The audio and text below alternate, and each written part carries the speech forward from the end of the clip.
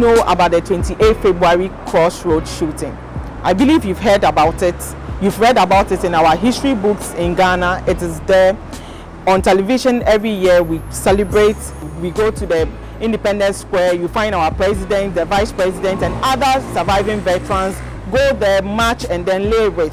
Have you really heard the story behind the 28 February Crossroad shooting?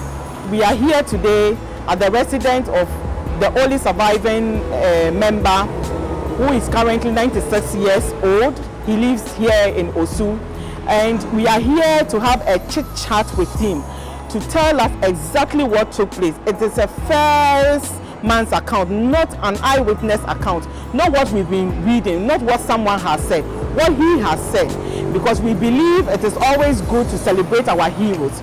We don't want to see him pass on to glory before we celebrate him. He is WO1 Joseph Ashitey Hammond. He lives right here in Osu.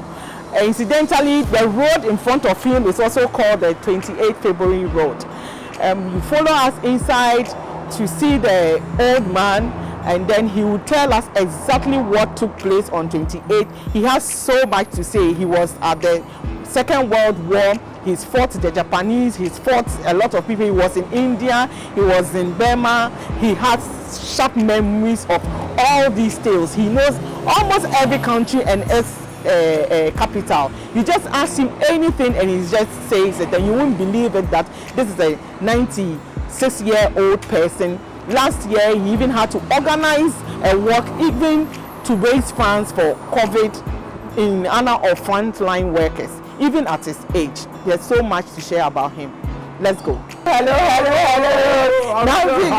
Now we are in COVID era, so we give the old soldier 21 arm salute. I work for the COVID. Yes, you work for the COVID. We are happy to be here this afternoon to have chit chats with you from the graphic online. I'm Adiza Nuhubila from the Mirror. I write for the Mirror. Oh, and I see. You are well to be celebrated. Yeah. Yes, so good afternoon once again. Good afternoon. I see so many medals. I've been admiring your 5-star medals, and before we came on, I was asking you what it all means, and you were trying to tell me how you had them. I see people with just 1 medal, and you have 5. How did you get the 5 medals? It's marvelous. It's a long story, but I'll make it very brief. Okay. You know, my name is Joseph Ashitey Hammond. Good. I attended school at the Presbyterian School, Osu Senior School. This very Osu? This Osu Presbyterian Senior School. You were born in Osu? I was born and you live in Osu? I live here. You worked around Osu?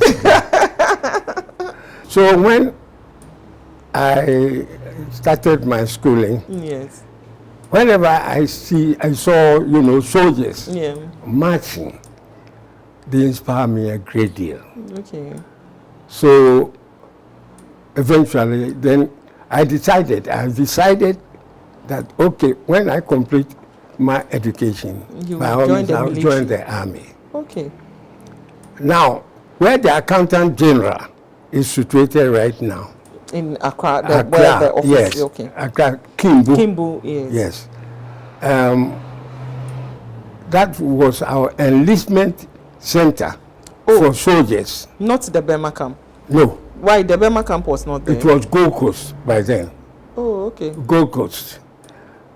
1943, so I decided to go. When I went there, I saw a captain and a lieutenant. Okay. They saw that I was so young. How old were you? I was 16. 16 years. And you wanted to join the army. I see. And your parents allow you to go and join those days I went myself. Because our mothers don't allow their children to join the army. Yes. Those days. All sorts of characters in the army. But, well, I decided to go, being a man. So, 16 years I went then. When the captain and the lieutenant saw me, they were in charge of the enlistment center. At Kimbu? Yes, at Kimbu, where the accountant general is. Yes. So they asked me, hey, hello, You want to join the army? I said, yes. The army is, I feel it's in my blood. And I want to join the army. Okay. So the captain asked me. The captain was a white man? Yeah, white. Okay. They were all white. They were all colonial white subjects. Those days, everybody. Oh, okay. Gold Coast. Okay, so it's the Gold Coast military. Yes. Okay. Not Ghana. Not the, yes, no, I get Gold Coast military. Okay. Royal West Africa Frontier Force. Oh, wow. And then it means you are the only person from the Gold Coast now? No. Or there's another military? Some of the war soldiers, my colleagues, are still alive. Okay. But those that we went to send a petition with Sergeant Adjetey group okay. to the council, all of them are gone back. Oh, okay. So that is your group? Yes. More of your squad. Okay. When we returned from the war, they promised us heaven after the war. Okay. They promised us they would give us pension, increment in pay and everything. That is when you were enlisted. Yes. And after passing out, did you go to the war immediately after passing out? No. You worked for a while. Yes. Okay. That's why I want to tell you briefly. Then the story will be very fluent. Yes. You know, nicely. Yes. So when I left the school, I joined the army. When I went there, the captain asked me, if you are asked to kill your mother, would you be able to do it? Yes. It was a very dicey question.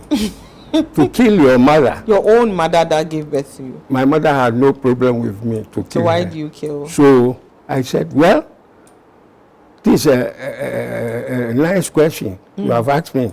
But if the state of the Gold Coast asks me to kill her, I will do it. Wow. If the state, it will be an order. Okay. The state said, kill her. I said, I will do it. Then the captain said, whoa, you will be a very brave soldier.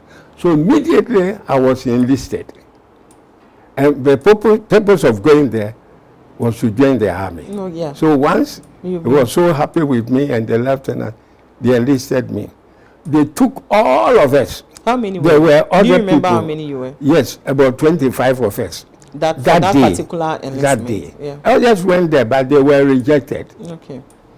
So all of us were taken in a vehicle, Bedford. Those days we used Bedford, the army. Yeah, okay. Bedford vehicle took us to police headquarters, for present police headquarters. It was our camp. When the police were not there? No, long years ago. So several years, the police, it wasn't the police. No, at all. In the late 40s, it wasn't the police headquarters. At all. I see.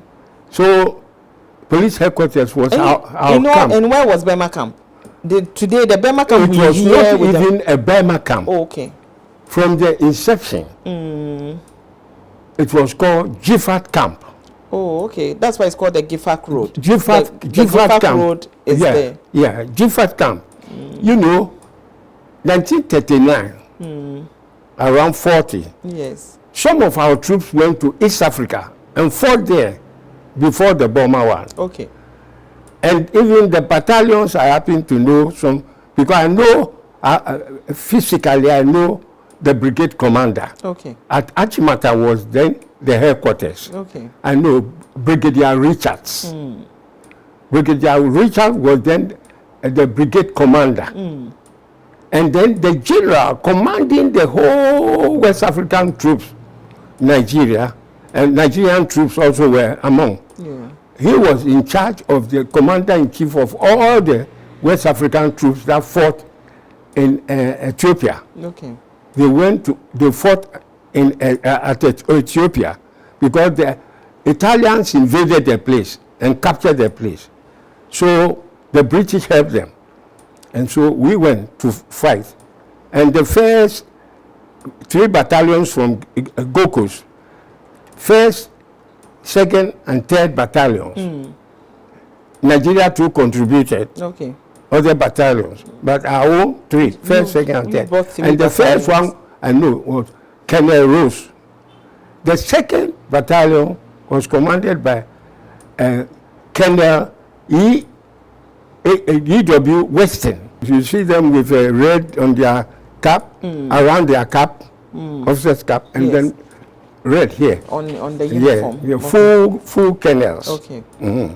So Colonel Rose, then Colonel E.W. Weston. Okay. It's interesting. Later in Burma, he happened to be our brigade commander. Oh, I see. Yes. He was promoted a brigadier there. Okay. So, So- after this, the East African. You went to East Africa first. and then you went to the Burma. When they fought there, they returned. Around 1939 to 40s, when actually they defeated the Italians. Okay. So when they returned, then they went to Burma again. Oh, okay. You see. So after my training here, with flying colors, mechanical Yes. training, Okay. we repair vehicles and everything. So you learned the mechanical. Yes, I learned. in the military, or you had. I learned it in the military. Oh, okay. So when you were enlisted, you didn't have any background in mechanical engineering whatsoever. No. You learned it in the military. Yes. Oh, okay. But you see, I work with the UAC, Okay. United Africa Company, and the subsidiary company was then GCMT, Gold Coast Machinery. Okay. It was the technical side of UAC. Okay. Then I went to a course there, you see. Later, when I returned from the war, I learned actual mechanical in the army. Okay. Then I went. So WO1, I want you to take us from when you return from the war and the incident. I want you to link it to the demands you wanted, the promises you were giving that warranted this Very shootout. good. I'll make it very brief for you. Yes, that's what You I see, want. that would be very nice. Yes. You see, when I joined the army, after completing my course, Yes. I was sent to Takoradi, Okay. 3rd Advanced Base Workshops, In the Western region. Western region, Takoradi. Then our commanding, officer commanding, we have two things people don't know. We have OC, Yes. officer commanding, then commanding officer. The Officer CO. command, usually majors. The In the officer absence commanding, of- yes, and in then the the- commanding officer. So you have the OC and then you have the CO. Yeah. Okay. So who is higher? The CO. Yes, sir. Aye. You see, so OC, officer commanding, was Major Brunner Okay. of the workshops. Okay. Okay. Major Brunner, when I went there, an order came from Achimata, the headquarters. All drivers that we drive, officers must be well trained drivers. Okay. So that when the vehicle, there is a technical hitch, you can, repair the vehicle. So whoever will drive the officers, unless you are well trained, like we went to the course Okay. at the police headquarters. headquarters, yeah. So Major Brunner, they know our background. So Major Brunner called me. He said, look, I want you to drive the officers Okay. because you are a qualified this thing. Moreover, the headquarters also give instructions. Order. Whoever drives the officers must be well trained. this thing. Trained as well. So, I started to drive the officers. Okay. We had few officers there. Our officer commanding was Major Brunner. Okay. Then 2 IC, Yes. the second in command, Okay. Captain Chipling. All right. Then the third one, Lieutenant Booth. And you were driving all of them. Yes, Okay. Lieutenant Booth. Then also Lieutenant Richardson. And later, Lieutenant D also came. Okay. All these, they were our officers. Okay. So it happened that one day, Major Brunner called me.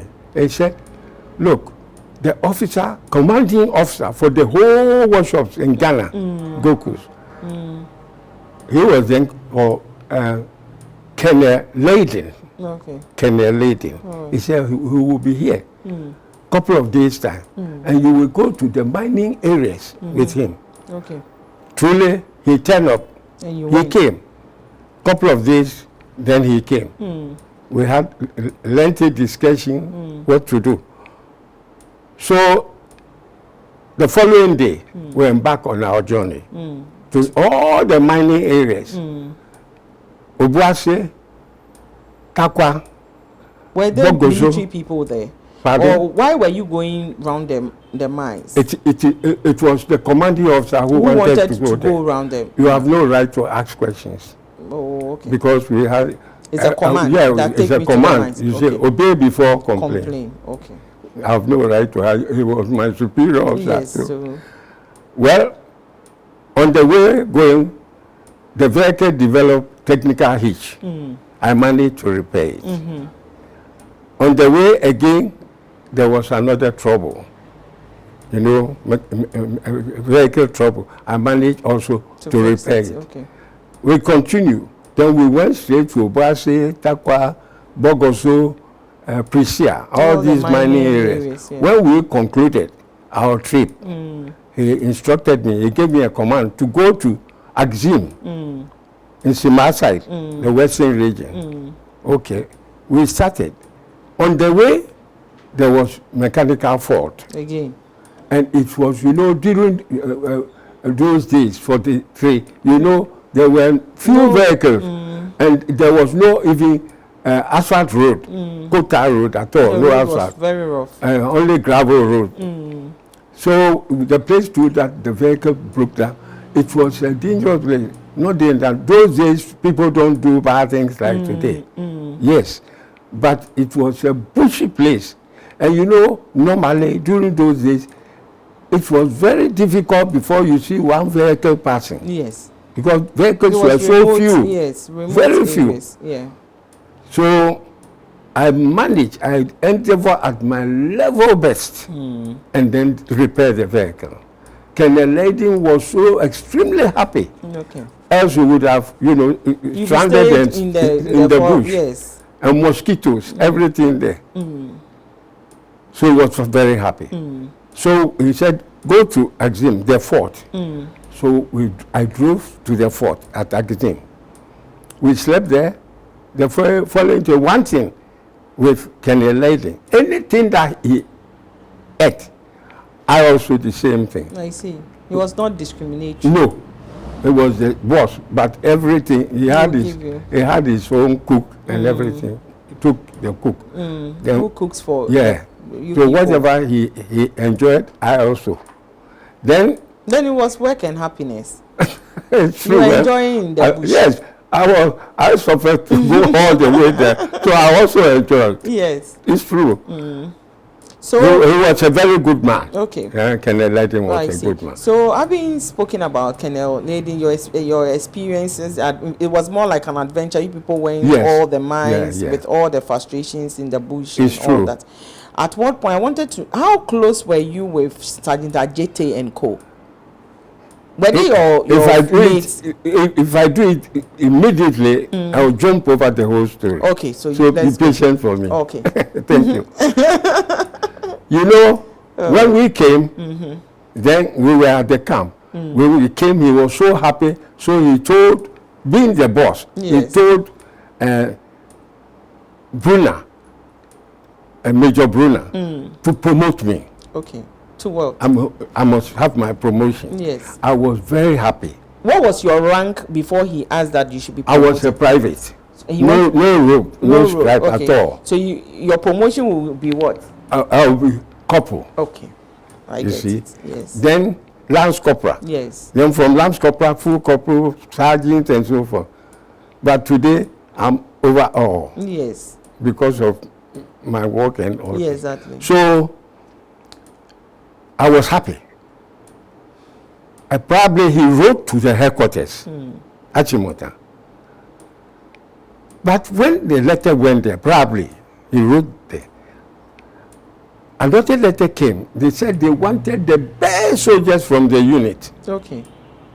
From our unit, 3rd Advanced Base Station. So instead of my promotion, I was drafted to go to the war in India and Burma. Oh, okay. They could have done it, but no time. Because when he mentioned, within few days, then we embark on our journey. So he said, all right, 10 of us were drafted from the unit. Yes. Myself, Joseph Hammond, the one sitting here. Yes. Then E.B. Okan, then Cranton, Crensel, Amonu, Anoba, Anefi, Nuno, A.B. Mensah, and then Lomoti. I've mentioned the whole thing. 10. Yeah. Okay. We were drafted to go to the war. I've mentioned their names, yes. So all of them were selected they've all colleagues. The names you've mentioned, all these colleagues, they've all passed on to glory, right? Yes, in my unit, we were all there. Okay. But we were, a long time, we were friends. Yes. So I know all of them. We chat together, we eat together. So 1 week later, the officers, they took us to Takoradi Harbor. When we arrived there, we saw a very huge ship called HMS Circassia. Put me there, about 2,500 troops on board before we ran there. So the officers took us in there, and then we also joined. 2 days later, we set sail going to the war. 1943, November. Then we sailed 2 days. The third day we arrived in Sierra Leone. They have a natural harbor, not artificial one like human harbor that we used to construct. The land formed like a harbor, and there was something like a gate. So ships come and go. So when we arrived there, actually, the following day, we went to excursion in the town, Freetown. It's a hilly place, so always there was rain. When we returned from the excursion, we came. There was rain. When we came, the following morning, we saw so many ships outside the harbor. Oh, I see. What was happening? In fact, I don't know where it came from. All the ships. We went there alone, but all the ships. Then when I saw the submarine, later on, about almost 1 hour, then all the ships started blowing their siren. Boom, boom, boom, boom, boom, boom, boom. Then we set sail. Actually, we went there alone, but we left there with 21 ships. Oh, wow. Yes, with troops on board. We don't know where they came from. We joined them. Then we set sail. There were destroyers, naval destroyers on the right-hand side, 2, and cruiser, 1 big passage ship, and then the same on the left. The left side. We started the journey. It was a terrible thing. Then on the journey, occasionally, you see, those days it was the military fighter planes, Spitfire and Hurricane fighters. The Hurricane 12, they flew over our convoy, protecting the convoy. Then the destroyers and then the cruiser 2 on the right, the naval ships right and left, protecting the convoy. So where were they sending the whole convoy? We were going to the war. So we sailed intermittently. These planes used to fly over this thing. And then all the convoy, they used to blow. Occasionally, they would blow. All the convoys will change course.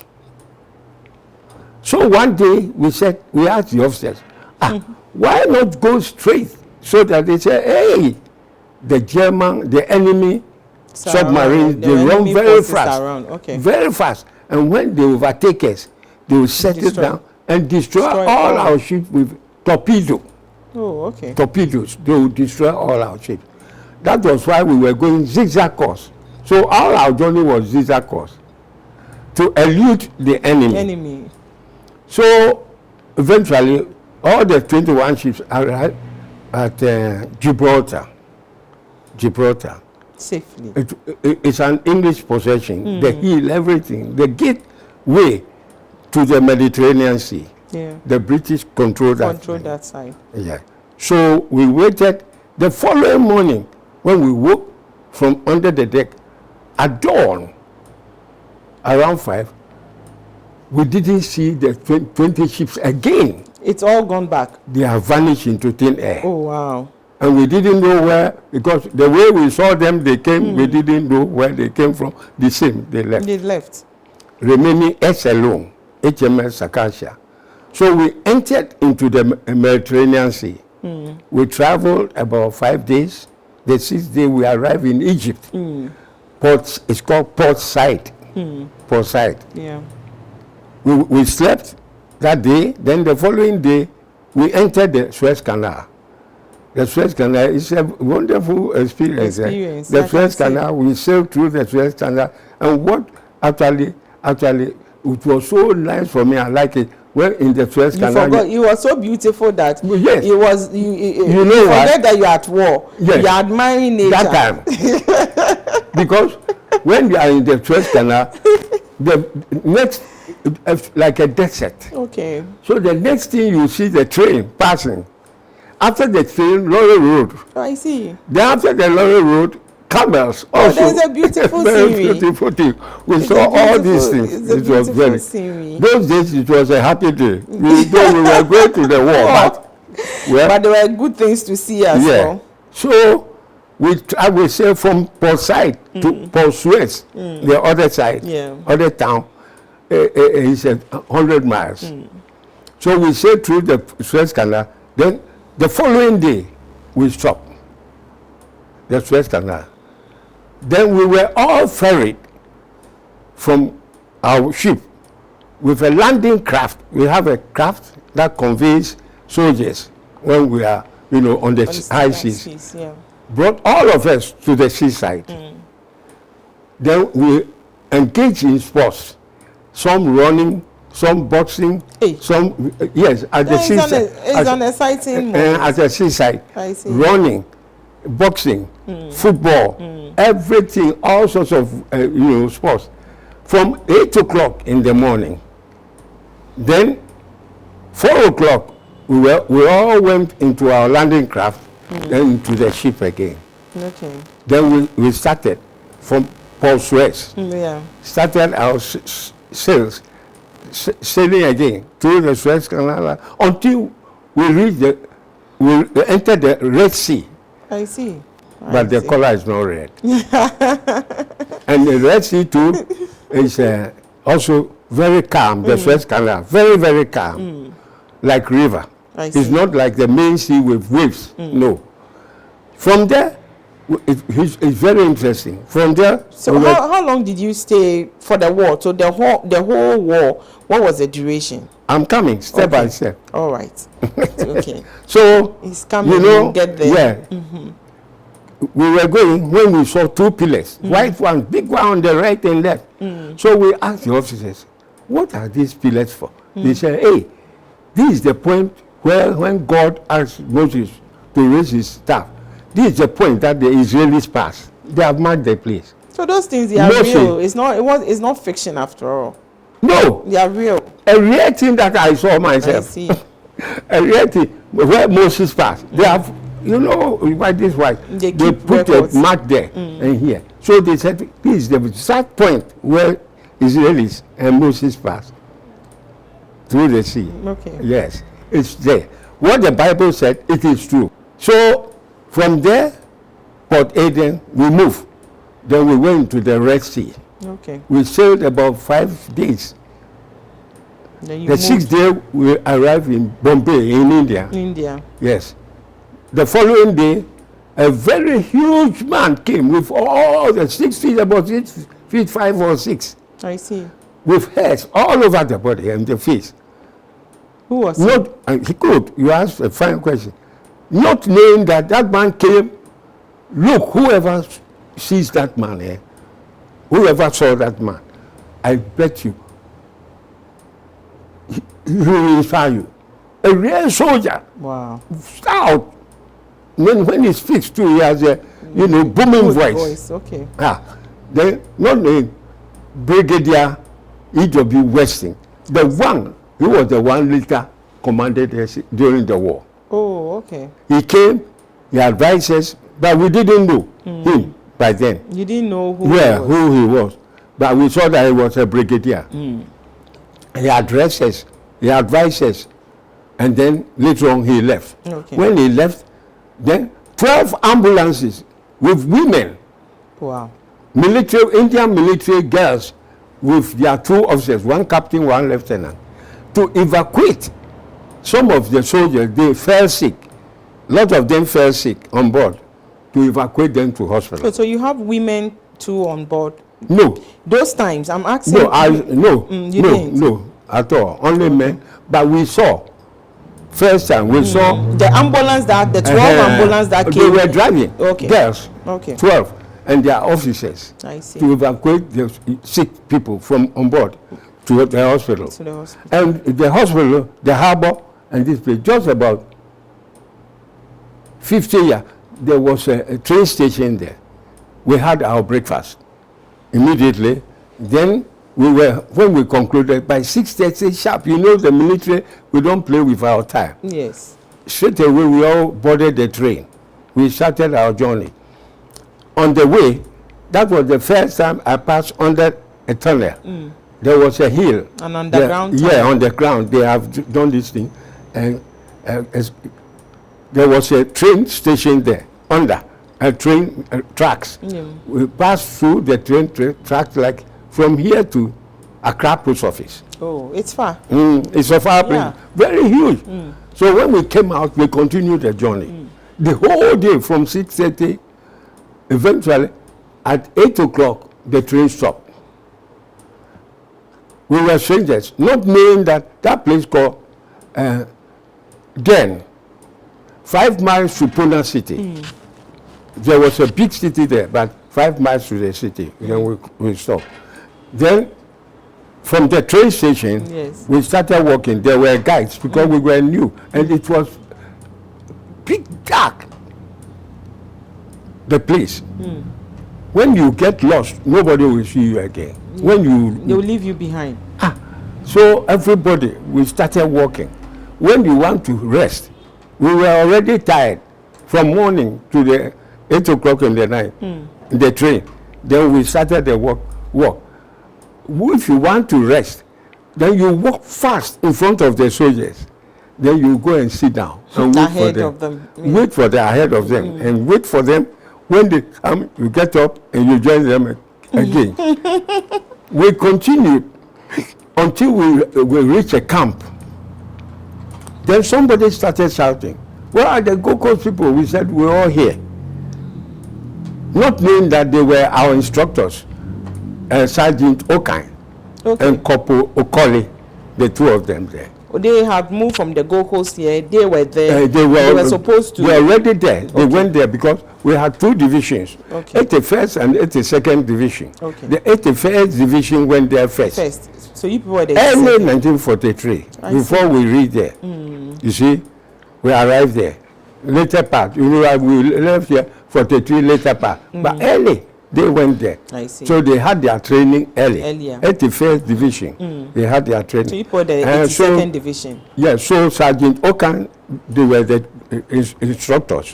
They trained us. So they gave us food, everything in the night. Then the following day. Then later we learned that there were other troops around the vicinity. Not the Nigerian troops who were there. Like from here to the Independence Square. Independence Square. The distance, there were another troop, Nigerian troops. So, and the same thing, the same distance, Gambia and Sierra Leone troops also after them. I see. So, were these Nigerian troops, but occasionally, and our camp was then called Kumasi Company. I see. The Nigerians, their camp called Shokoto Company.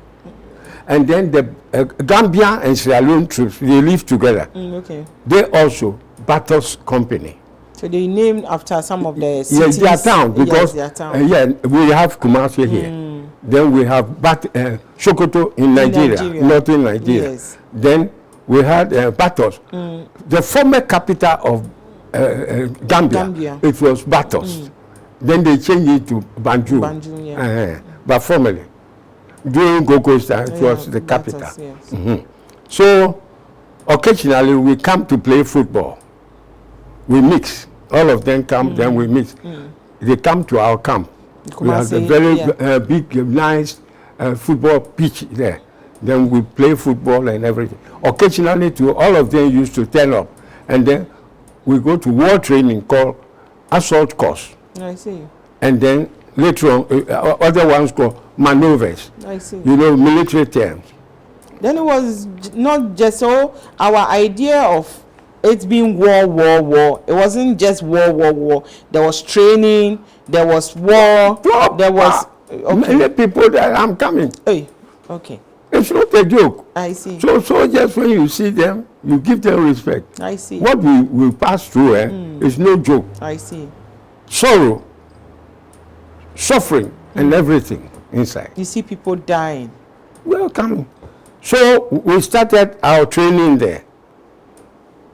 We all mix with the Nigerians. Yes. Yeah, you said it. Then, during the training, always there was an ambulance stationed there. Immediately somebody dies, he's taken away. If he's dead, there was a doctor too there. Okay. Military doctor. If you are dead, they take you straight to the cemetery. Soldier goes, soldier come. I see. Send you to the cemetery. And then they'll bring a new If somebody is seriously wounded, then to the hospital. Okay. This is what happened. Then, first time, when we started our training, you know, there was a stone quarry. They dig stones there. And where your camp was? Yes. Where we were training. Yes. It was a very large area, but it has gone deep too much. So much so that it's about 3-story building, the height, inside. And there was a rope ladder. You hold and climb. To descend into the hole. Very wide area. Even like from here to the shell. This shell area. It's a big area. And we trained there. In the middle, they have made it a mud, full of mud. Then when you descend, there was another rope ladder at the other end. So you descend, you climb. You descend, then you have to run through the mud. And when I tell you, when you stick into the mud, both will beside you. You'll be because there were instructors, sergeant majors and sergeants and staff sergeants, all there. You have to run. When you go into the mud, then you pull your foot, you run and pass. When you reach there, the other end, straight away, a rope ladder against the wall, you know, the corridor wall. Yes. Then you climb it. You climb it. We have been doing it. Then, one day, immediately I heard people shouting. Not knowing that one Nigerian young man, he crossed the mud. When he went there, he started at the summit of the peak of the yes. There. Then he slipped down. He slipped from there, 3-story building there. To the mud. He died. Into the mud. Not the mud. On the mud. Because when you pass the mud, you go to a strong ground. Rope, yes. Yeah. Where the rope is. Yes. He slipped when he reached the summit. Wow. He fell from there. Then he died instantly. So we all went there. When you conclude that one, you go to a firing range straight away.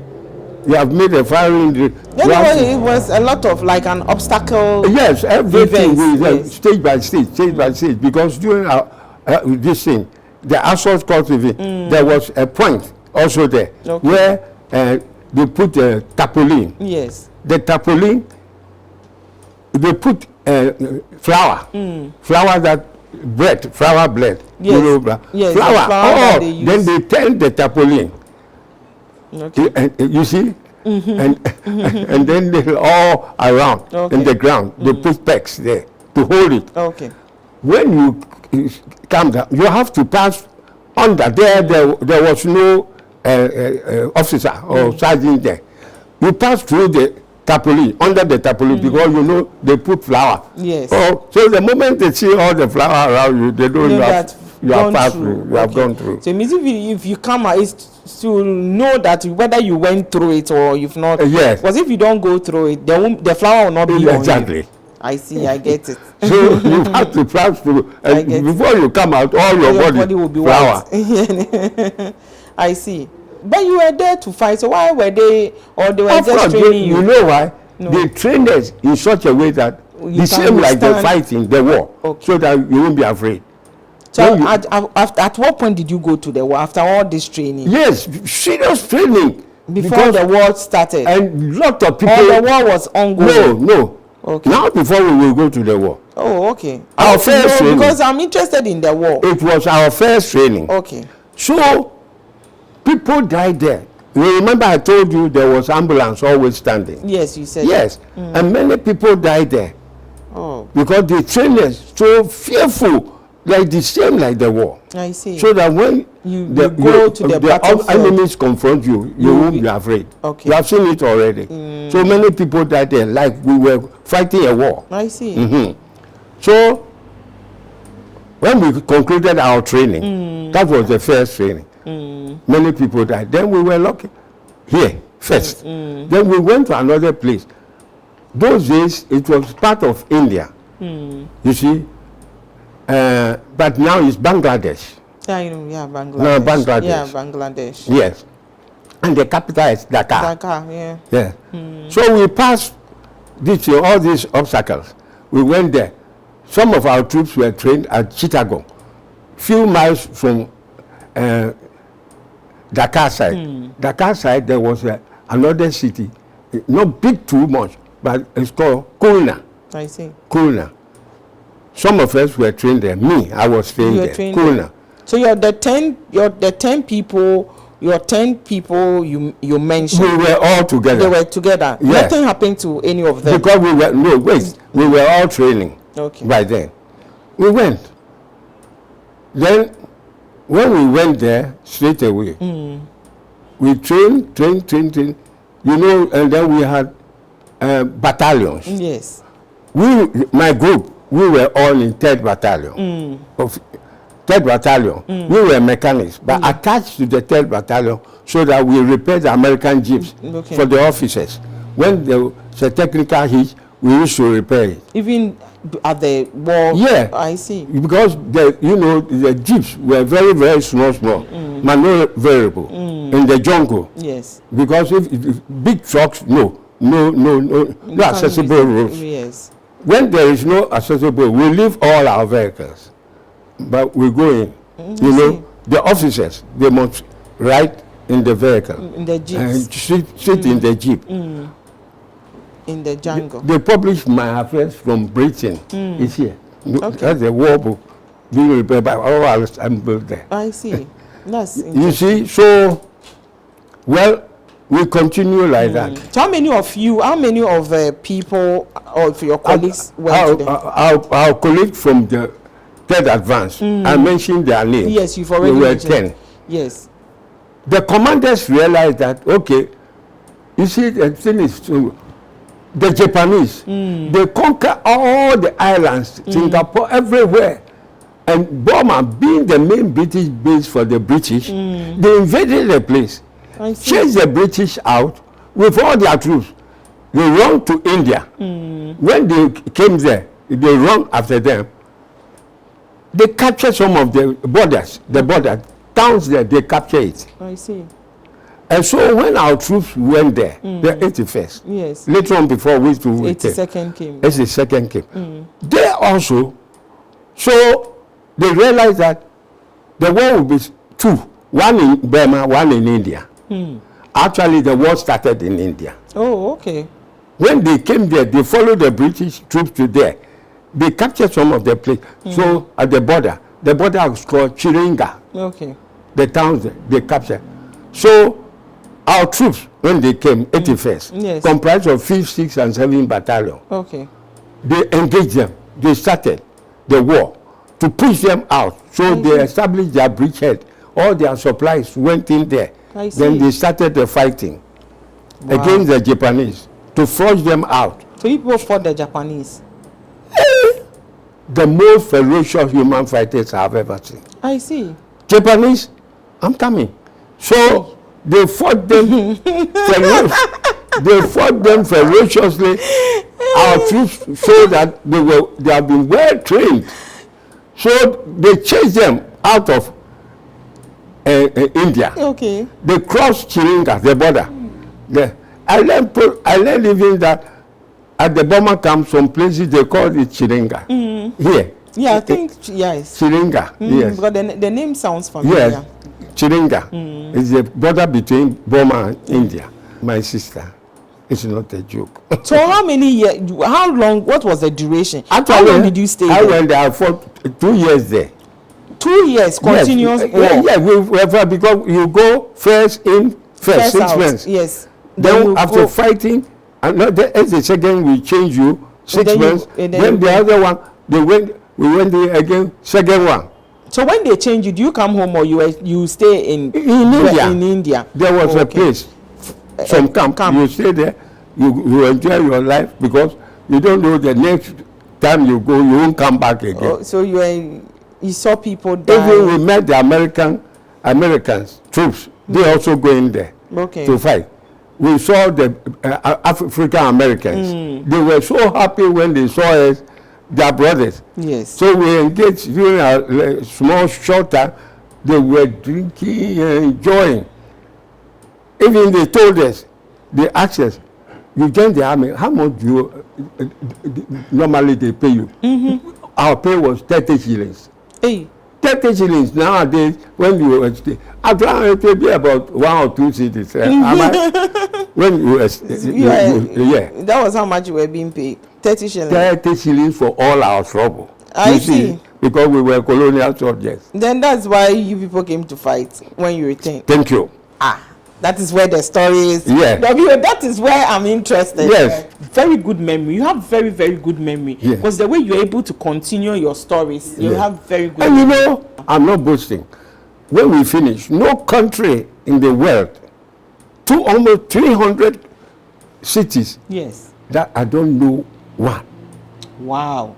It's God's gift to me. Wow. I have a retentive memory. Yes, you are very good because even when you pause, you know where you paused and you are able to pick from there. Yes, with anybody you see, so you. These people went in and fought. 81st Division. Yes. Now their commander is called General Warner. Okay. It's the 81st Division. Their general was General Warner. Now we, 82nd Division, our general was General Stockwell. I see. And our brigade commander, Brigadier E.W. the one I told you that he came to Bombay, the huge one with hairs all over. Yeah, he became our brigade commander. Oh, okay. Yes. Okay. Now, they started the fighting. They pushed the Japanese, fighting them. Then, it was our turn. A town called Butidong. Then we, the 82nd, we changed them. They also to go and rest. And it's very pathetic, I'm telling you, when you see people from a war battlefield coming in the jungles, bush, you know, bush path.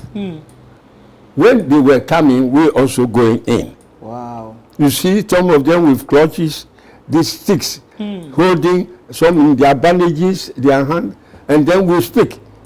When they come in, we speak. We spoke with each other. Those our language, those three people who say, "Oh, Nyamati said." One person say, "Hey, Milia," they were talking, and the guys too. Oh, okay. When you met, then they say, "Oh, why? Just someone said, she young boy, never." As we were saying so, people going, they don't come back again. You know, you remember I told you we met American troops. Yes, we did. A Calcutta. Yes, yes. Yes. They were drinking, enjoying, and so forth. So they asked us our pay. We told them, they say, you joined a very bad army. Very bad army. You receive 30 shillings. What is this? They told us what they were enjoying. How much were they receiving? Did they tell you? They didn't, but they said it was allowance. Even your 30 shillings was like an allowance to them? No, 30 shillings nothing, but what they were enjoying, the dollars there. Is their allowance they are even enjoying? So but their real pay is in the bank there. Oh, wow. And if you have wife and children, they are using this one. If you have no wife, they keep all for you. Wow. Your real pay, but this one, because you don't know when you will die. They told us, they say you don't know whether you will come back or you won't come back. When you went to the war, were you married then? No, I have no child, I have no wife, so I don't think about anything. And then, you know, as a young man, my blood was so hot, I don't fear. Yes. And I don't think about somebody behind me that has a wife and children. Yes. No. Okay. My allowance that they give to me was enough. I give it to my mother. Oh, okay. I give the instruction they give to my mother. Every man, she will go and receive it. By then, the center was at lotteries. Okay. Where the art center. That was where the military people, they pay war soldiers, those that are at the war. I see. When you go there and they have a green card and red. When they give you, my card was with my mother, green one. When she presents it, then they give the allowance. I, being the son, yes, they will give it the money to okay. her. So she told me when she was going to receive them, she would pray the whole night, because when you go, they green and they collect the green, they give you red, your son is dead. Oh. It's once an indication. Give you the red, so yes. It means that's the termination of your allowance. Exactly. Oh, that's you sad. See, then immediately, so people cry there. Green, people cry there like a mortuary. Oh. Every day, every man, when you go there, wait, because they're children. That is the signal. It shows you they're finished. They'll give you, green, they'll collect the green, and they won't give you the green again, red. Oh, that's so sad. When we came, they told us, oh, my mother said she would pray hard, Methodist said. She was a leader of the women's section for 50 years. Oh, wow. Yeah, my mother. She attained the age of 104 before she died. Wow. I see. And she was the God has blessed she was the family Chief, life. Accra Simpe Chief, the daughter. I see. And I'm a chief also at Teshitu. I see. My father's mother comes from Osu here. Oh, okay. So that's why you are based. Yes. But you have your roots in Tishi. Yeah, we are the chiefs there. The Tishi. It's called Lenshi. Lenshi. So my name, if somebody knows, Ashitey. Yes. Ashitey. Yes. That knows that we are the royals. Okay. We are the royals there. I see. We sit on occupy the stool. Now. So now we are coming to the. We fought ferociously. We changed the 81st Division. It wasn't a joke. When the people we saw at the footpath told us, so we braced ourselves. We knew that we were going to face a very tough enemies. Japanese, if you capture a Japanese, he has disgraced his family. I see. So they are fighting. But if he dies, it's an honor to the family. So they fought ferociously. You prefer to die, because if they capture you, you disgrace your whole family. I see. You will become nobody respects you. So they prefer to die. Imagine people with such mentality from childhood. They are fighting their heart out. So he doesn't care himself. This thing, grenade, to blow himself up. Wow. Hey, Japan. So we fought them at Butidon. Then we reach a place. You know, in Ghana, we have a Volta as our biggest river. Yes. India, Ganges is their biggest river. Then Burma, Irrawaddy River. Irrawaddy. Yeah. Then we reach a town called Pakoko. Pakoko, the Japanese attempted to cross, but they realized that we will massacre them mercilessly. So they changed their plan. Yeah, their plan. They started going southward. Then we followed them. Sometimes 3 days. You are specifically going after them? Hey, And we were fighting. They were fighting us also, but retreating. Okay. Sometimes 3 days, 4 days, we could not push them. It was a dangerous fight. Then we will solicit help from our second light battery, our artillery, give them their positions. Then they start bombarding the place. The whole ground will be shaking. It's not a joke. It's not a joke. It's not a joke. We chased them to a point where it's called Mabu River. Our people will cross there. We had a rubber dinghy, a small boat, 6 people in it. Then we crossed. But they made a mistake. They delayed small. So they realized that they were going to land at enemy territory. They started paddling quickly, but unfortunately, their rubber dinghy capsized. 6 of them, we saw all of them going. And it was very rapid. The current. So they got drowned. The current, they got drowned. 6 of them, they were all going. Oh. And at the speed of the current, so speed. Just cleared everybody out. What could you do? It was a war. After that place, we went fighting. And sometimes the fighting was sometimes short of food, about 4 days.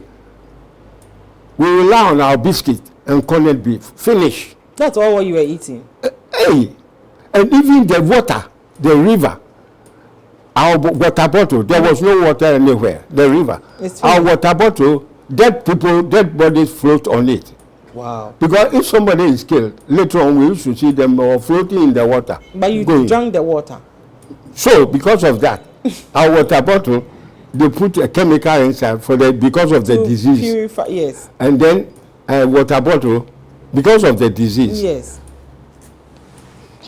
So that it will purify. You see, as I'm talking to you, it's like a video. I'm seeing it like this. What is happening?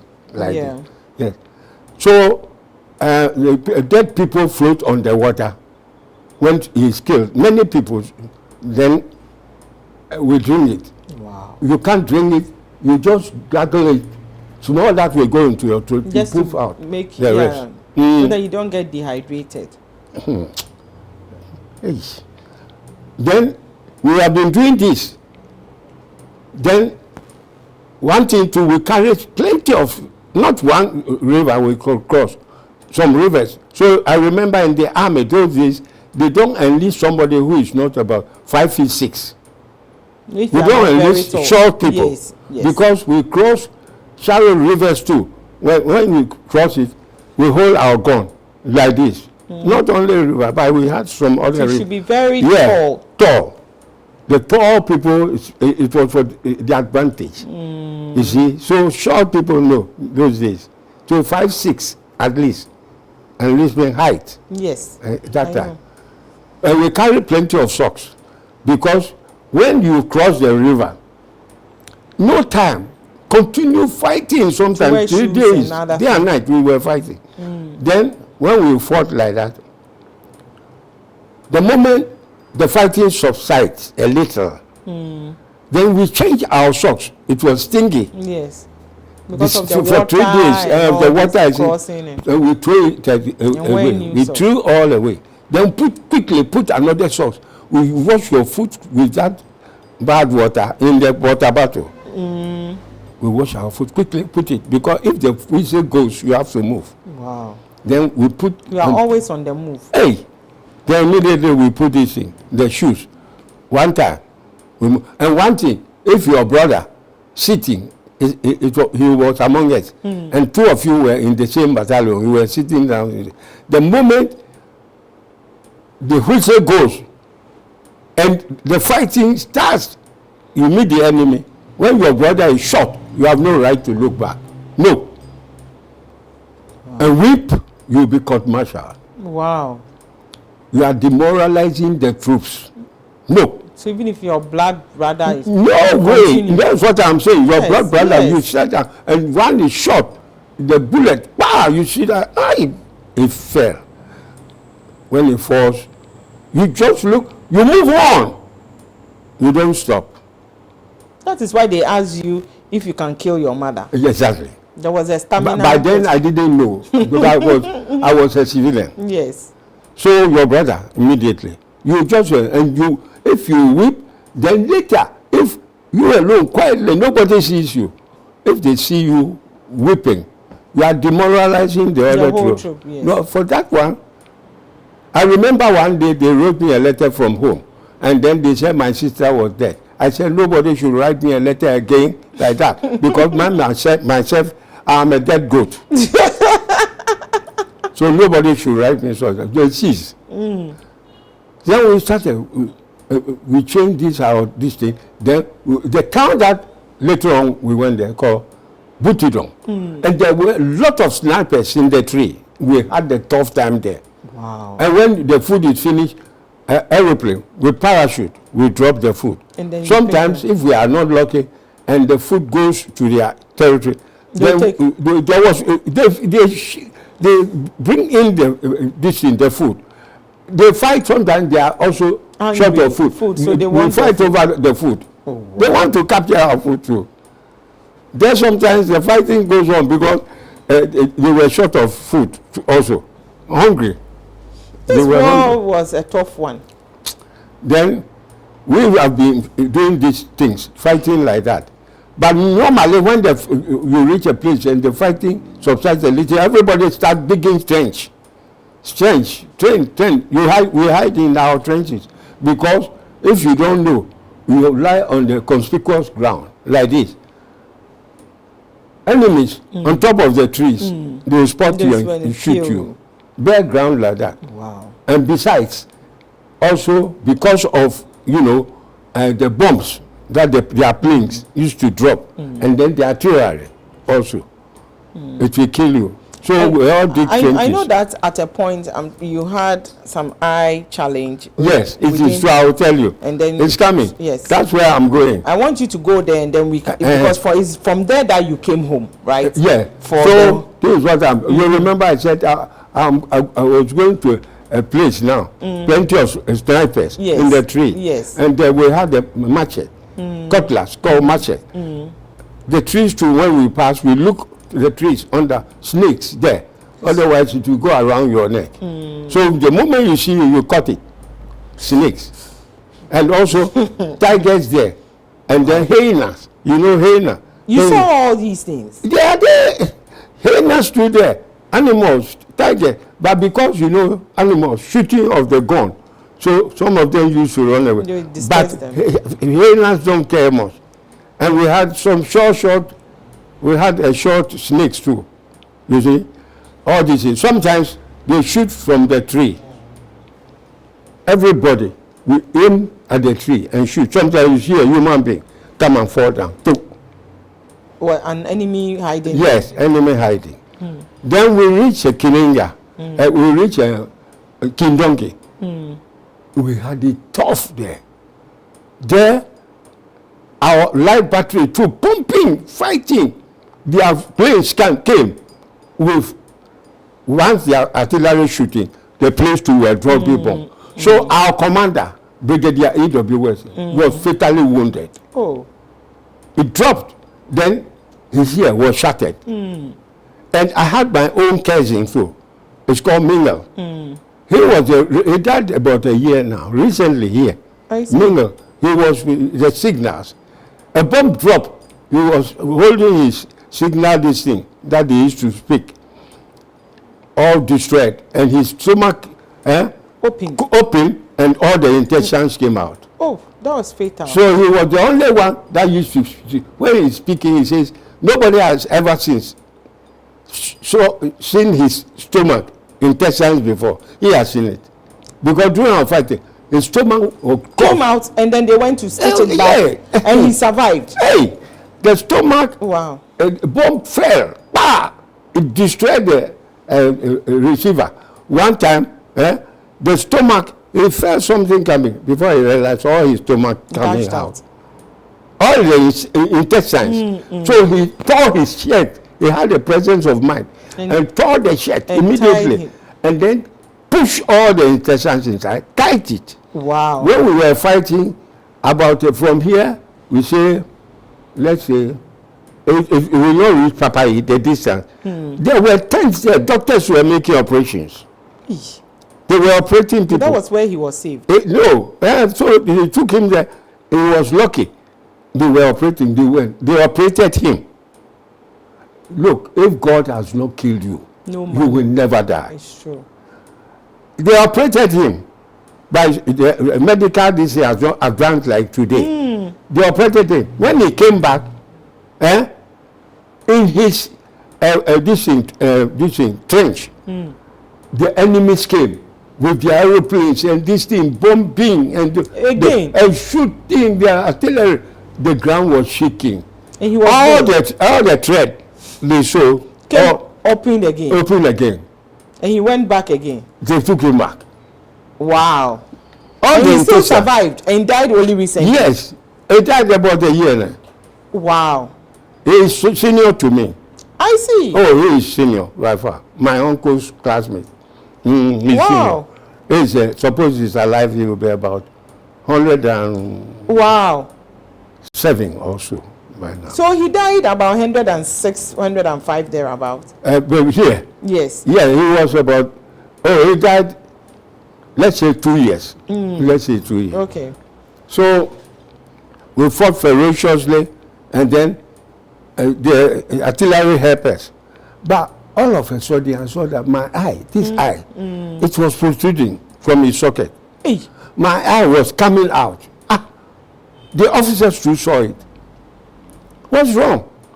So the officers, we had a small plane, very light small plane. It flies only 2, 3.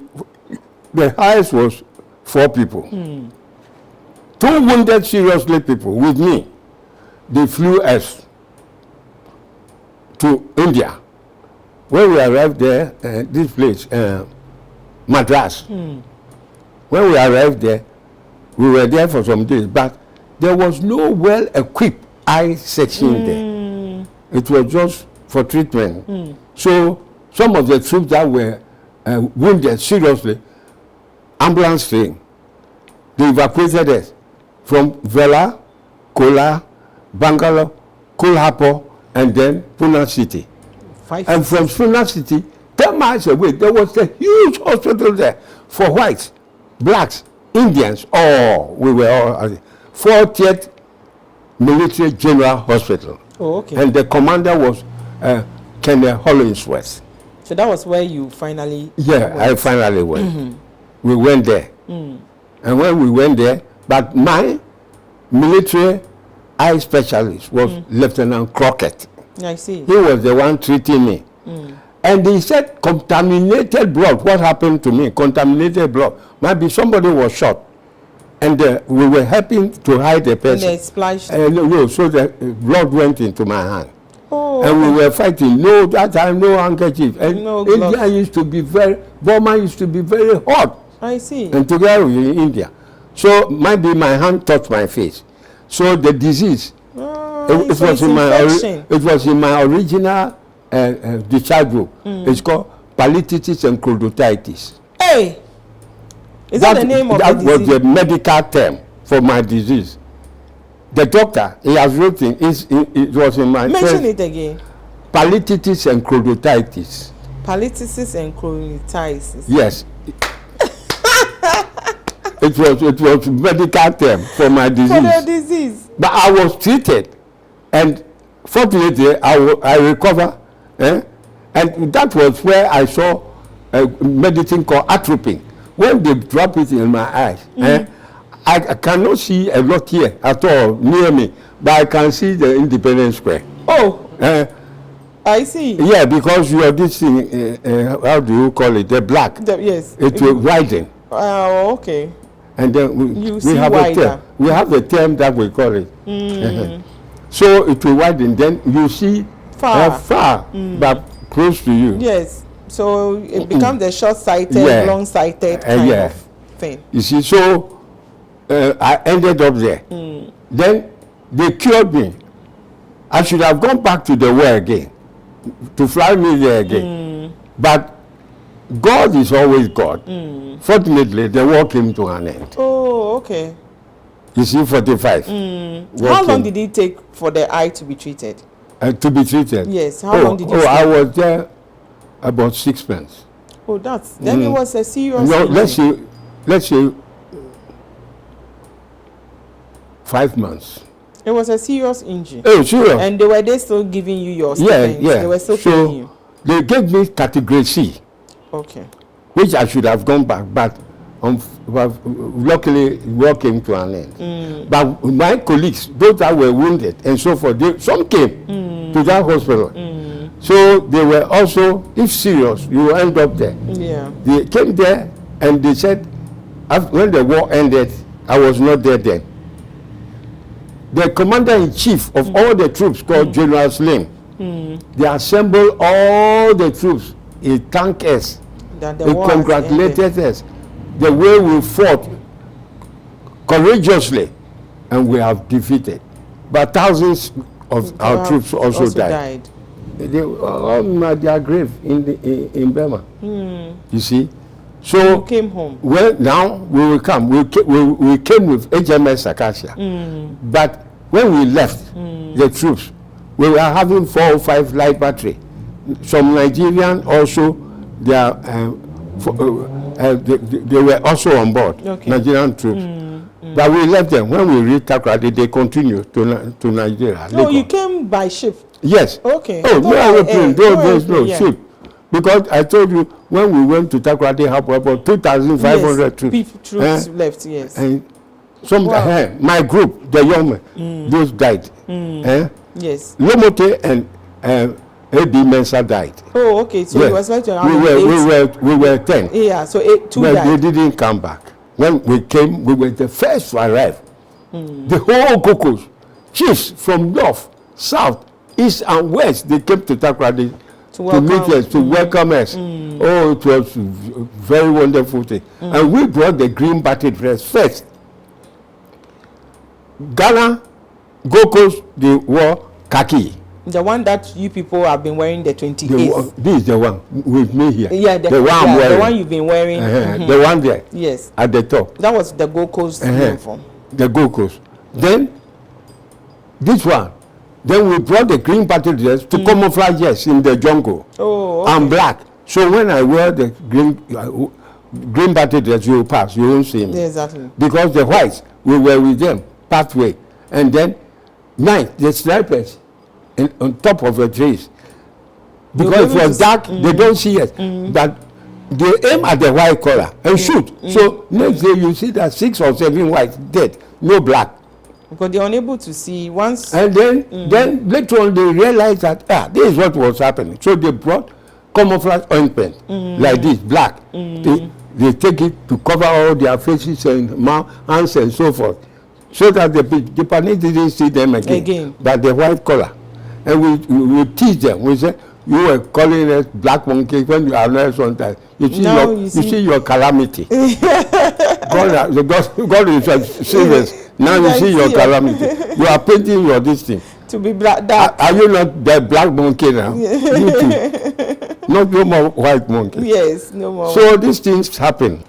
After our discharge, when we arrived at this place, 45, we were the first troops to come, December. Then Governor Alan Benz was then the governor. Yes. He came. When he saw me, look, then among them, he said, hey, he saw me very young. Then he patted my head. He said, my son, you are a brave soldier. You went to the war. I said, yes, sir. He shook hands with me. When you returned from the war, how old were you? About 20 years. Oh, just 2 years. So okay. Wow. Just 2 years. You are very young. 19. Okay. I started there doing my training and so forth. 16. Yes. And then I went there. Yes. I fought there. Yes. Then, so when we came back, the governor saw me. Then he shook hands with me. I was so happy. I was extremely happy. Who am I to shake hands with governor? But he shook hands with me. Okay. I was so happy. But when we came back, they promised us. What they promised, they didn't do it. If they had done it, there wouldn't be 48 rounds. Because when we came, 46, we were all discharged. But before we were discharged, they asked us if you like to defer But because of our suffering, everybody decided to go to civilian life. No more army. That. Yes. Because when we came even, they came and they took us to MTU. It was, by then now they have started the MTU first. And the inspector, I know later on he became the IGP, Akun. Yes, it was 2 bars by that time, inspector. But later on he rose to become the General. We plan comprehensively that, okay, this is the time, 48, 2 years, they have deceived us. So we will try our hand to take a petition to the governor. Yes. But then new governor has come from General Creasy. Okay. So Alan Barnes had gone. Gone, and General Creasy has come. General. Okay. So we plan comprehensively. The planning took place Independence Square. There was a labor office behind under the trees there. You see, this way, under the trees, Independence Square. Towards the sea. So when you are going towards the sea area. When you see, when you are from Accra, you branch to the seaside. Yes. There was trees there. There was labor office there. Okay. So we plan. This man, James Owusu, I being a younger man, so small, 21 years, they were grown-ups. So sometimes I remember about 2 or 3 occasions, he had sent me to buy things for him. Okay. So when they were planning this thing, because I'm always close to him, I was there. I saw what they were doing. Though I didn't ask questions, I was young. The grown-ups, they were planning. Then they say, if we don't try, we'll go hungry like that. So they fixed, eventually, finally, they put the thing at 28 February. And where to start? You know, Kwame Nkrumah Mausoleum. Where Kwame Nkrumah Mausoleum, there was no mausoleum. Yes. Those days it was a park for schools. May 24th, every May 24th, all the schools convert there for sports. Okay. So we fixed it that day, 28th February. We plan to start, our people plan to start 8:30. We want to get there before the sun starts. Even James was annoyed because it was not something that we all group and plan, but the seniors planned the thing. And then everybody, when you see somebody like BBC, you tell your friend, this date, so and so, we are going, this is our grouping point, this is our grouping point. But we had 210 people. Hey, we were a lot. Hey, we were a lot. And somebody, they were late. And you know, military people in their time. They don't play with it. They were late. So he scolded them, the General Secretary, for being late. Because it was our tradition, our character.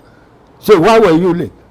So because of that, we thought that others too may come. So instead of 8:30, we started 8:45. We started.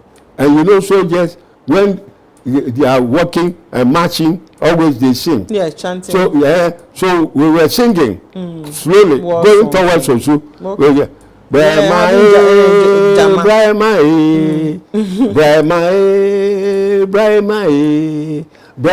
East Africa, Brahma Besiyanko. You see? Okay. So when we went to Burma, we sing the same. Burma we mention. Even we use our names.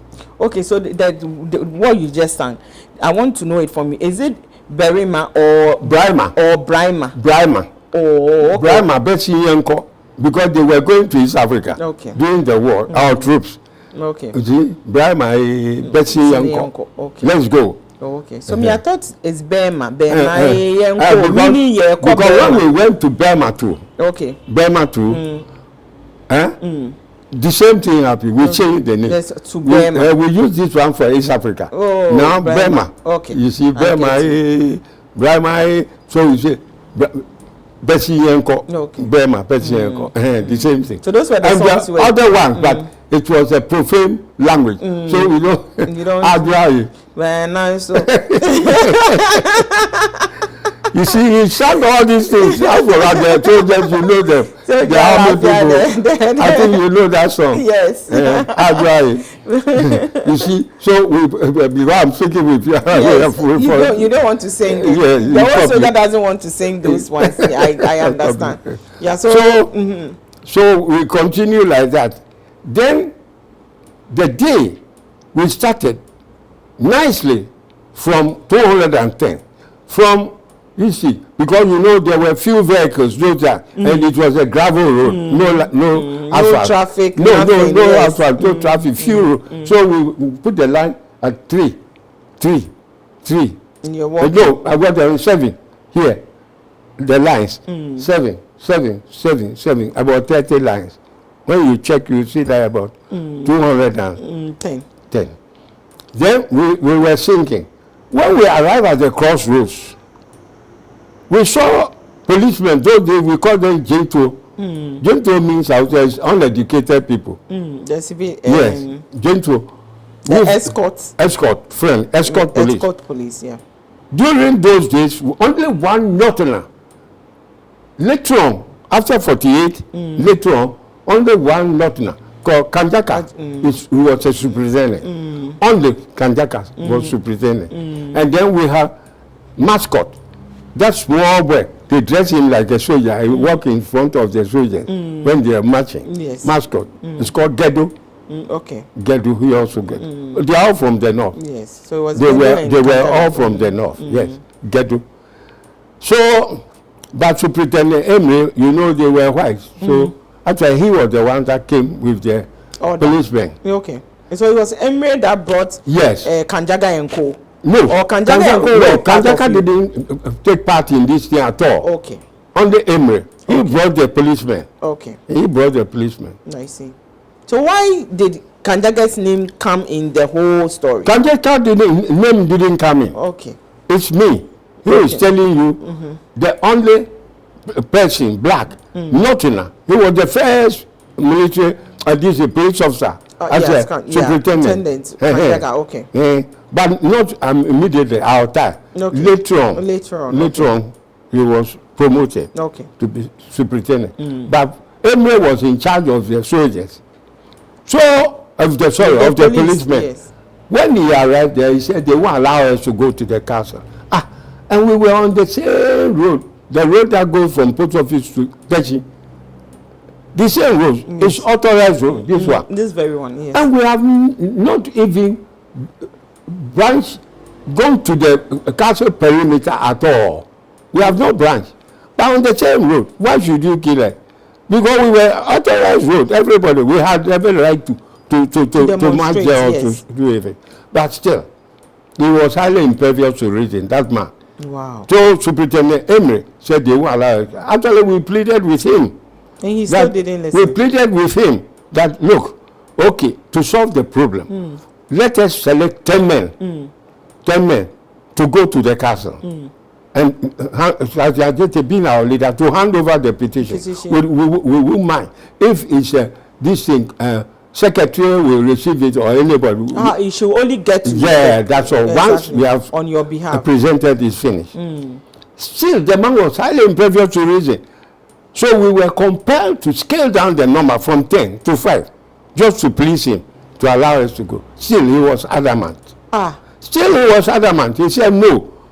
Instead of negotiating with us, rather, he asked one of the sergeants to shoot. Later on, we learned that the man's name was Sergeant Chokosi.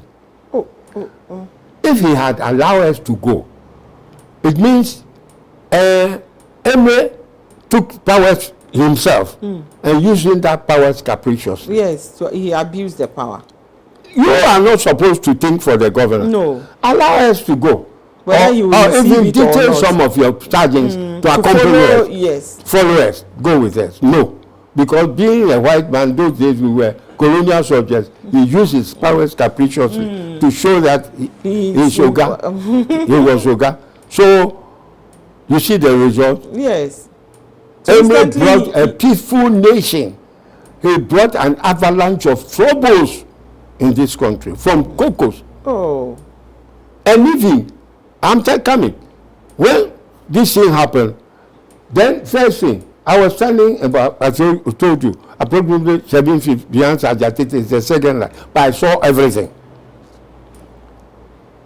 When he gave the order to Chokosi, the sergeant, 3 times, the man didn't mind him at all, to kill his own brothers, blacks. We just from the war, but they were lucky, because when we went there, people who have gone to you wait, when we went there, we were on the peaceful march. We were peacefully to go, because we were not going to fight war. So even penknives, I was not carrying penknife or jackknife. No. It was a peaceful walk. Peaceful walk to go, to plead, so that the governor will give us what we wanted, just to make our condition very good. So we were empty-handed. We didn't carry any weapon, nothing. And he shot. So he asked the man to shoot.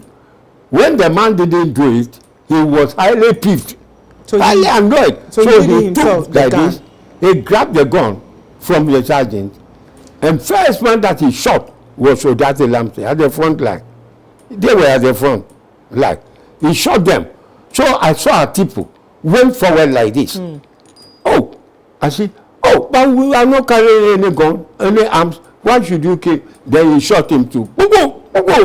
That particular Odartey Lamptey, is he related to the other commander, the other Odartey Lamptey? No. Okay, there's no any relation. Because that one, I married the sister, but she's dead. Which one? Odartey Lamptey here, the General Odartey Lamptey. Oh, okay. I stay with the sister. Oh. I married the sister. The commander, the one I'm talking about. The commander, the army commander. The army commander. Yes. Oh, okay. He's not related to this particular. No. This one from Accra. Accra, and this one is Osu. Okay. You see, he shot the man. Then, when this thing happened, Sergeant Adjetey was highly annoyed because he was our leader. And war people, because before we left, our people left India and came. We had a camp, you see, where they gathered all the troops before they used to come. They carried them by ship to Ghana, to Gold Coast. This is what happened. So, immediately this thing happened, we were all annoyed. Why? So, few of the people, after killing Sergeant Adjetey too, after killing Patrick Attipoe, I saw him when he rushed. His intention was to grab him with a gun. Oh. So if that bullet missed Adjetey, it would have landed on me. Because I was standing directly behind him. So I saw, after killing Attipoe, then he raised the gun. When Attipoe was coming, they raised the gun. And he shot Adjetey. He missed the bullet. But maybe the Almighty God preserved my life to tell the whole nation what happened. Exactly. It is true what happened, because God saved my life. So instantly, how many people died? When there were wounded people died, because everybody. The 210, now, how many of them got injured? Some got wounded, but you see the thing, there was pandemonium. Okay. Confusion, because we never expected such a thing to happen. It was a peaceful war. Few of the people went to Otu Township, about 20%. Then the 80% we all went to Accra. Those days, there was a civilian called Brown carrying a baby here. But the mother said, oh, I wanted to buy my baby. When she took the baby, stray bullet killed that Brown. Oh. Because civilian, so nobody mentioned. Oh. Only because of the Sergeant Adjetey, the 3 that died. But even me myself, later on, before they realize that I'm alive too. You are also alive too. Yeah. You understand it? So I see. When this thing happened, 80% of us rushed. Sad, but we all went to post office. There was a roundabout there. This is how the whole thing started. Then, any white man that we saw coming, we won't kill him. We stop the car, pull him out, throw him away, turn the car and put fire inside. Oh. This is how it started. So there was 28th February. Yes, then we put fire inside. Then women and their children. You took their children to a war. When they return, instead of compensating them, you massacre them. No, we won't take that foolish from you. This is called nonsensical effusion. Yes. To take this thing from you, to kill them instead of they went and died for you. Then when you came, you killed them. No, So they also we joined. will not accept it. So the civilians also joined us. Then they started looting the stores. Oh. UAC, UTC, Bush and Stevenson, all the white stores. They started, out of and hand. there was confusion. It went out of hand. I'm telling you. To understand that they brought Nigerian troops to clear the routes. Wow. It was unsuccessful. I'm telling you. But then And they went back. Hey, nothing like that has happened in Ghana, Gold Coast and Ghana history right up till now. No route like that. For 3 weeks, day and night, people died with killing because they prevented the people from looting the stores. So they were shooting those that carried this thing, the articles. They shot them, and then we continue.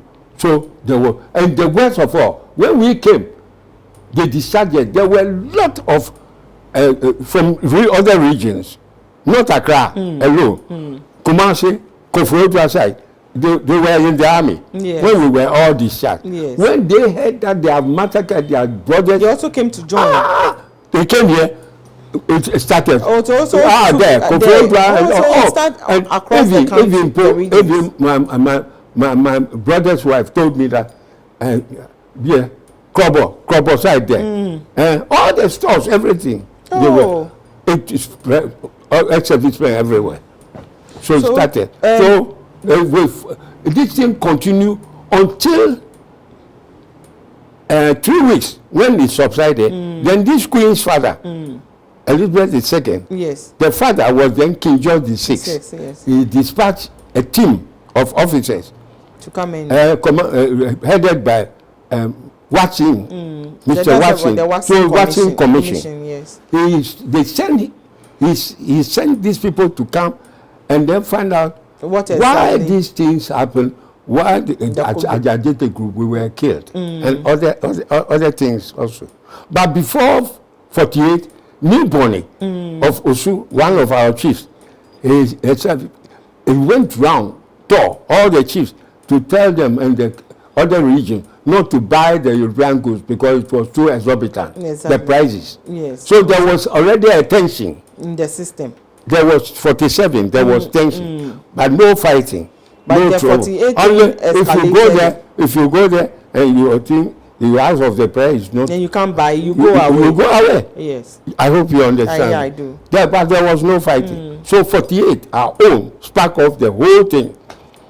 After killing us, so President Mills, he spoke in public that the killing of Sergeant Adjetey group, that paved the way for Ghana's independence. Exactly. Because if nothing happened, the independence might have delayed. Yes. But because of this thing, when Watson Commission came, they made it clear it was wrong to kill the soldiers. Soldiers, yes. They were going to demand their right. Right. Why should they kill them? And they were never, you people have still never been compensated. No. Till date. No. Wow. That's the point. You see it? So people used to So you went to fight in vain. You in did, vain. and then you came back to the Killing us, people were nothing. killed. And till date, nobody In Ghana has compensated. No. Not even the Sergeant family Adjetey of group. So we were killed just like that. No. W, you've said you've thrown light into the incidents, whatever happened and at the crossroad, how it happened, how it ended, and like you said, you were never compensated. It is very sad, but I know you are doing a lot, even with this COVID. Last year, you had a walk. You had to walk. You are supposed to complete a 30 kilometer. You've done 15. I wanted to So do when the are you doing 30, the next but 50? I was actually discouraged. Who discouraged you? The certain phrase, Oh. they said, oh, no, from... We could have done the walk to certain climb friends, us our then they birthday, said, 10th May. I intended because Prince Harry Yes. even said That's- even you wanted to walk more. You want, yes. Yeah. You want So to the work more. initial plan was 14, 7 days, Yes. 2 miles a day. Okay. From my place, then to Dankwa Circle, And back. back 2 miles. Okay. 7 days. it was 14 days. Yes. I had wanted to continue, but they said, okay. How much were you able? Do you know how much you raised? Funds? Do you know how much funds? Yeah, £45,000. That's a lot. A lot. When you change it to our money. You did so well. Because my initial plan was to raise $600,000. Oh wow! And they transferred it into pounds. And you did £45,000, and you used it to purchase things for frontline. Yeah, I have donated. Yes. Actually, I donated too. Yeah, you did so well. Yes, you've done so well. I did it for Ghana and Africa. Good. The whole of Africa. Is that why? Is that the motivation for giving birth to the St. Joseph Foundation? This one did it, and I saw it. Tom Moore. Okay. In preaching. The old. Actually, when I saw it, he inspired me because there was something they mentioned. They said he fought in Burma. You also fought. And he is a veteran now. Yeah, I am also a veteran, and I fought also in Burma. So I told a friend that, look, me, once he has fought in Burma, he has done it Africa. I can do it too. He said, at your age, 95, can you do it? He said I said yes. And it was myself, and he is older. Yeah. So you can do it. My birthday, he is older. He was then 99, almost 100. And now also 95. So I said I would do it.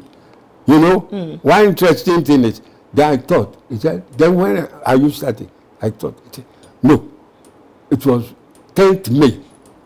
That time. Yes. You see? Yes. I said. Coinciding with your birthday. Yes, to coincide with my birthday. Then immediately we started. And you did the work. You've done so well. Then I started. I worked with so many people. Abeku Santana, Osame Chama, Kwame, Nana Bediaku, this is the defense advisor to the British High Commissioner, Donham. Yes. They also. And then so many people. You did so. Yeah. Then I work with the British High Commissioner himself too. Is that what gave birth to the foundation, your foundation? Yeah, that what happened. The moment I saw it, I said, look, my colleagues that I died with them in Burma, they are old. Yes. One time, one of them also attained the age of 100 years last year. I see. 100 years, Mr. Samoa. He's a tailor and he says it's Koforidua. He's there. He's there. There was a picture about him at the Veteran Administration Headquarters. I see. The two pictures of him and so forth. So, you see, I decided to do this to help my old men. Okay. Some are, even one died about 3 months ago. You see, Mr. Asari, here, in 97. You see, these people, they are all suffering. So I said, why not? I'll establish this foundation so that I will help this destitute. You see, this colleague veterans. My colleagues veterans from the war. Okay. They are all old and very feeble. Okay. So I'll help them. I did it. That's why I made it. And destitute. You see, these 3 children. So what's the full name of the foundation? The foundation, the full name is Joseph Ashitey Hammond Foundation. Oh, okay. Joseph Ashitey Hammond Foundation. But normally we short it Joseph Hammond Foundation. Okay. If you say that. Okay. And not to enrich myself, but I want to do this. It's a humanitarian thing. Yes.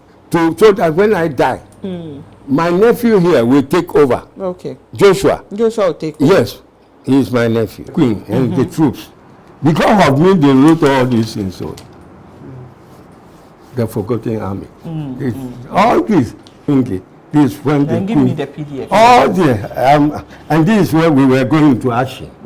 You see, the troops. And me and the British Prime Minister, Boris Johnson.